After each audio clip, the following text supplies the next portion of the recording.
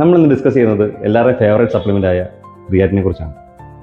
Creatine എപ്പോൾ കഴിക്കണം, കഴിച്ചാൽ എപ്പോൾ റിസൾട്ട് കിട്ടും, എത്ര ദിവസം കഴിക്കണം, നമുക്കതിലെ ഫാക്ട് നോക്കാം. ക്രിയാറ്റിൻ എപ്പോൾ കഴിക്കണം? നിങ്ങൾക്ക് എപ്പോൾ വേണമെങ്കിലും കഴിക്കാം. പ്രീ വർക്കൗട്ട് ആയിട്ടോ പോസ്റ്റ് വർക്കൗട്ട് ആയിട്ടോ ബെഡ് ടൈമിലോ എപ്പോൾ വേണമെങ്കിലും കഴിക്കാം. നമ്മളെ പ്രീ വർക്കൗട്ടും കഫീനും പോലെ അങ്ങനെ ഇൻസ്റ്റൻ്റ് ആയിട്ട് എനർജി തരുന്നതല്ല ക്രിയാറ്റിൻ. പിന്നുള്ളതാണ് ക്രിയാറ്റിൻ കഴിച്ചാൽ എപ്പോൾ റിസൾട്ട് കിട്ടും. ക്രിയാറ്റിൻ അബ്സോർവ് ആവാൻ നമുക്ക് ഒരു 1-1.5 മണിക്കൂർ മതി. പക്ഷേ അതിൻ്റെ പെർഫോമൻസ് വിസിബിൾ ആവാനായിട്ട് 2-3 വീക്സെങ്കിലും എടുക്കും. പിന്നുള്ള ചോദ്യമാണ് എത്ര നാൾ കഴിക്കണം എന്നുള്ളത്.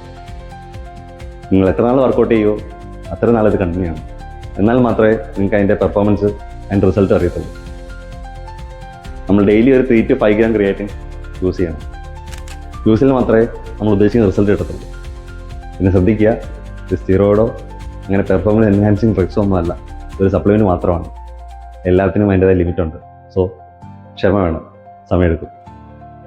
ഇതുപോലുള്ള ഫാക്ടർ അറിയാനായിട്ട് നമ്മുടെ പേജ് ഫോളോ ചെയ്യുക. Thank you.